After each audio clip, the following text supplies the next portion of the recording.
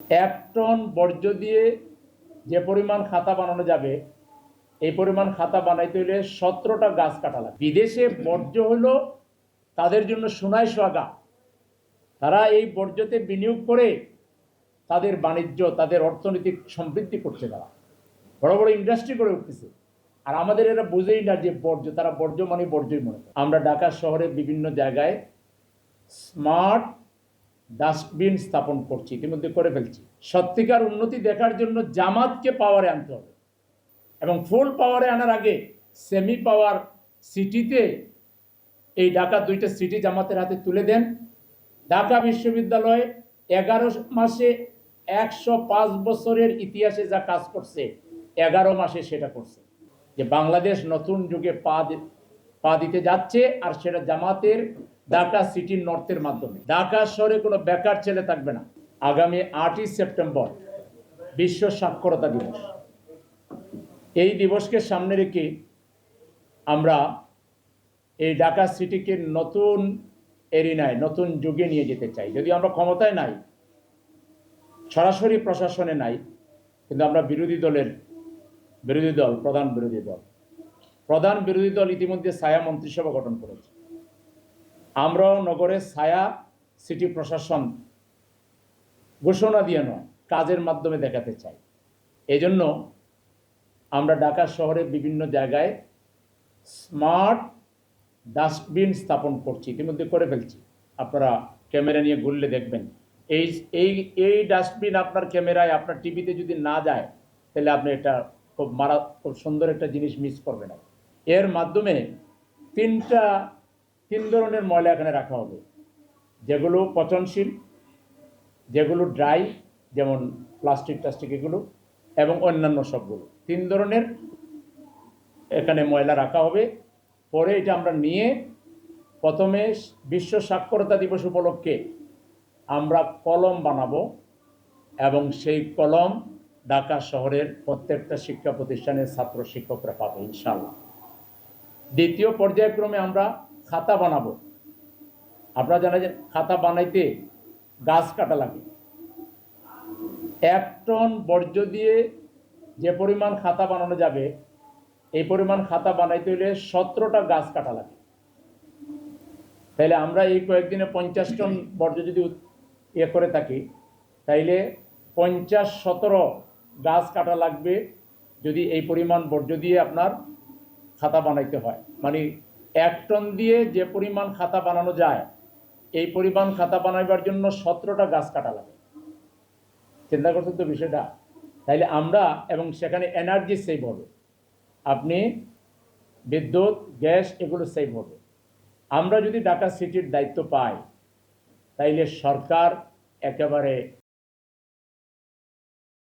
শুধু ঢাকা সিটি দিয়ে সারা বিশ্বকে মাপ করতে পারে। মানুষ বলবে এটা কি এরকম। আমরা এনার্জি সেভ করব, বিদ্যুৎ সেভ করব, আমরা জ্বালানি সেভ করব, আমরা পানি সেভ করব, এবং এখানে কলকারখানা গড়ে উঠবে। ঢাকা শহরে কোনো বেকার ছেলে থাকবে না।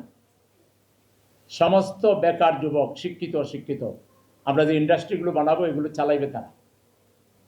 এগুলো আমাদের দেশে যারা এ পর্যন্ত রাজনীতি করছে এটা কল্পনা করতে পারে না। কারণ তারা কল্পনা করবে এরকম একটা কাগজের ইন্ডাস্ট্রি বানাইতে হলে যদি কয়েকশো কোটি টাকা লাগে, প্রথমে যিনি এটা আনবে, যে মন্ত্রী বা যে এমপি কন্ট্রাক্ট করবে, সে আগে বিদেশি কোম্পানিকে বলবে যে আমার ইয়েটা কত, আমার পার্সেন্টেজটা কত।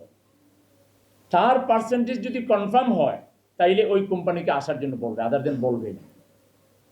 বাংলাদেশের মানুষকে সত্যিকার উন্নতি দেখার জন্য জামাতকে পাওয়ারে আনতে হবে এবং ফুল পাওয়ারে আনার আগে সেমি পাওয়ার সিটিতে এই ঢাকা 2টা সিটি জামাতের হাতে তুলে দেন। ঢাকা বিশ্ববিদ্যালয়ে 11 মাসে 105 বছরের ইতিহাসে যা কাজ করছে 11 মাসে সেটা করছে, তার চেয়ে বেশি করছে।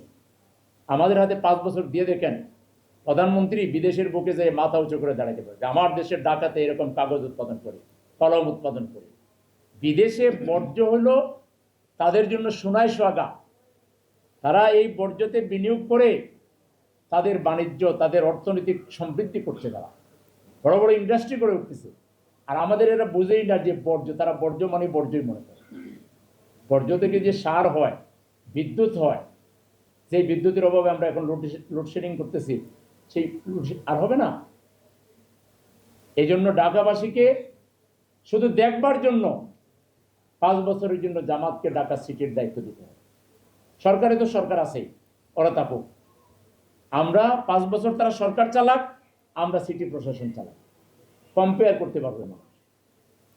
আমরা সাংবাদিক বন্ধুদেরকেও, আপনারা এই নগরীর নাগরিক হিসাবে আপনাদেরও এই আহ্বান জানাচ্ছি, আপনারাও তো কম্পারেটিভ রিপোর্ট করতে পারবেন যে একদিকে সরকার কি করলো আর একদিকে সিটি প্রশাসন কি করলো।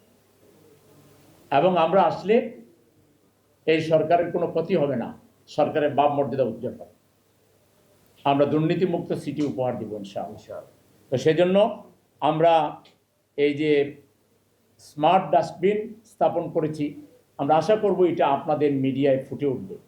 আপনারা চেষ্টা করবেন সংশ্লিষ্ট জায়গায় গিয়ে একটু ছবি তুলে আনার জন্য, রিপোর্ট করার জন্য। কত মানে খবরের পিছনের খবর আপনারা আবিষ্কার করেন, তালাশ আছে না আপনারা, তালাশ টিম। তো এইটা একেবারে ওপেন, এবারে গোপন খবর আনা লাগবে না, কারো ঘরের ভিতরে ঢোকা লাগবে না, একেবারে সূর্যের আলোর মধ্যেই আমরা স্থাপন করেছি। এইটার জন্য একটু মেহরবানি করে আপনাদের রিপোর্টে আসে যে বাংলাদেশ নতুন যুগে পা দিতে যাচ্ছে, আর সেটা জামাতের ঢাকা সিটির নর্থের মাধ্যমে।